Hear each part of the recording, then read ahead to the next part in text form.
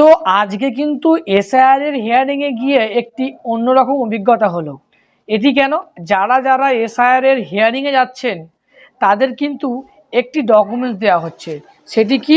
Receive হিসাবে দেওয়া হচ্ছে, receive of document during hearing ICW SIR 2026। এই রিসিপ্টটি দেওয়া হচ্ছে নর্মালি, এবং এটি বিএলও স্ট্যাম্প মেরে দিচ্ছে। এটা কিন্তু কোনো কম্পিউটারাইজ রিসিপ্ট নয় বা এটি কোনো রেফারেন্স নাম্বার লেখা নেই। অতএব কিন্তু আমাদের এসআইআরটি আপলোড হলো কি না তার কোনো প্রমাণ দেওয়া হচ্ছে না। এবারে আমি ওখানে গিয়ে কিন্তু দেখলাম অফিসাররা কিভাবে কাজ করছে। আমি আপনাদেরকে যেভাবে দেখিয়েছিলাম অনলাইন পোর্টালের মাধ্যমে, ঠিক সেম একই পোর্টাল, কিন্তু সেটা হচ্ছে অফলাইন government.in, ওটা অফলাইন পোর্টাল, আমাদের দেওয়া হয়েছে অনলাইন পোর্টাল। সেখানে কিন্তু ডকুমেন্টস আপলোডও একই পর্যায়ে হচ্ছে। তো একটা জিনিস দেখে আজকে খুবই খারাপ লাগলো, যেটি হচ্ছে আমরা যে ডকুমেন্টসগুলো দিয়েছি, যেমন ধরুন আধার কার্ডের জেরক্স বা স্কুল সার্টিফিকেটের জেরক্স, সেগুলো নর্মালি ম্যানুয়ালি ফোন থেকে ফটো তুলে হোয়াটসঅ্যাপে ডিরেক্টলি শেয়ার করা হচ্ছে।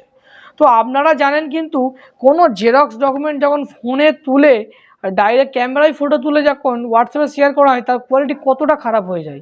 তো অবশ্যই কিন্তু নির্বাচন কমিশনের উচিত ছিল এখানে স্ক্যান কপি আপলোড নেওয়া। তো আমি সেখানে গিয়ে বললাম যে এই ডকুমেন্টসগুলো যে আপনারা আপলোড করছেন সেটা তো আপনারা স্ক্যানার মেশিনে করতে পারেন। বলছে অত সময় নেই বা অত মেশিনারিও আমাদের কাছে নেই। তো আমার কিন্তু এই জিনিসটা দেখে খুবই একটা অন্যরকম লাগলো, কারণ একটি অফিসিয়াল কাজ যেখানে একটি স্ক্যানার ব্যবহার করা হচ্ছে না, জাস্ট হোয়াটসঅ্যাপের মাধ্যমে ডকুমেন্টসগুলো ফটো তোলা হচ্ছে এবং ম্যানুয়ালি ওখানে আপলোড করা হচ্ছে। ঠিক আছে? তো ওখানে কিন্তু সেই একই জিনিস আপলোড করা হচ্ছে যেগুলো আমরা অনলাইনে করতে বলছিলাম।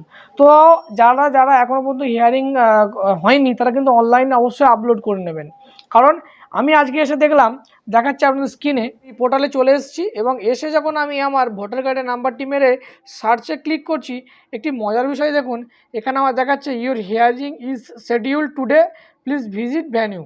তো এর আগে কিন্তু আমাকে অপশান দিচ্ছিল আপলোড করার, অতএব আমার অ্যাপ্লিকেশনটি আপলোড হয়ে গেছে, সেজন্য আমাকে আর অপশান দিচ্ছে না। তো আপনাদেরকে বলবো যারা যারা হিয়ারিং করে আসছেন অবশ্যই কিন্তু ভোটার কার্ডের নাম্বারটি এন্টার করে ওটিপি দিয়ে দেখে নেবেন আপনাদের অ্যাপ্লিকেশনটা জমা পড়লো কি না। নাহলে কিন্তু হয়তো দেখা যাবে আপনার যদি সার্চ করার পরে শো করে, তার মানে ভাববেন যে আপনার হিয়ারিংয়ের যে কাগজপত্রগুলো এখনও আপলোড করা হয়নি। তো এই ভিডিওটা কিন্তু আপনাদের বন্ধু বান্ধব সবার সঙ্গে অত্যন্ত হারে শেয়ার করে দেবেন, যাতে সবাই জানতে পারে